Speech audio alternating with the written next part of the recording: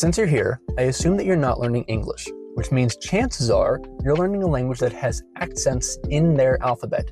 They use different markings around their letters to denote different meanings, different sounds, different stress points, and a variety of other things, I'm sure. If you haven't learned the entirety of your target language alphabet yet, or if you have more languages that you want to learn, you should be on the lookout for accents in the language. And no, I don't mean regional accents in speech. What I'm talking about here is more specifically the diacritics.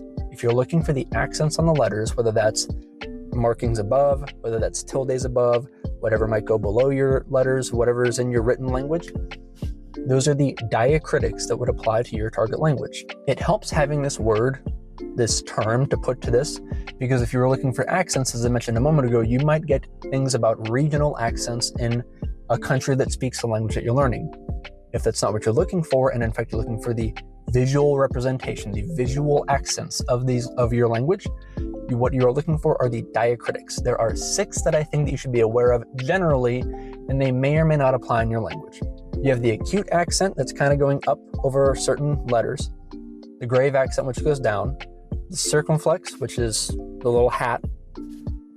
You'll have, I can't remember what the one underneath in French is, but it goes under, sometimes it's called an accent. You'll have the diaresis, which is 2 dots over certain letters, not just in German, it does exist in other languages.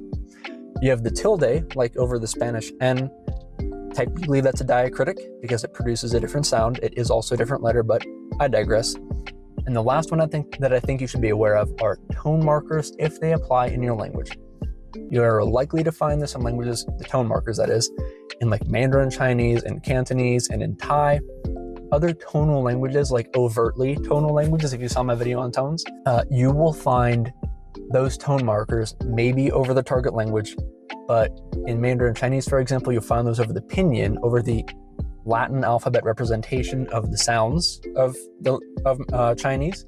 You'll find those tone markers to help it make sense for you so you know how to say what you are saying. Maybe there are more. Those are the ones that I'm aware of that I think you should be generally aware of based on, whatever it could be that you're learning. If that's not all of them, I gotta imagine that's most of them. So diacritics are the visual accents that could change meaning, pronunciation, stress, or just be for flair so you can tell, so you can tell a word apart even if it changes nothing else about it. I hope that made sense. I write about these and more in books that I have. You can find those on Amazon. Like this video if you liked it, subscribe if you want more stuff like this, and I hope that I will see you in the next one.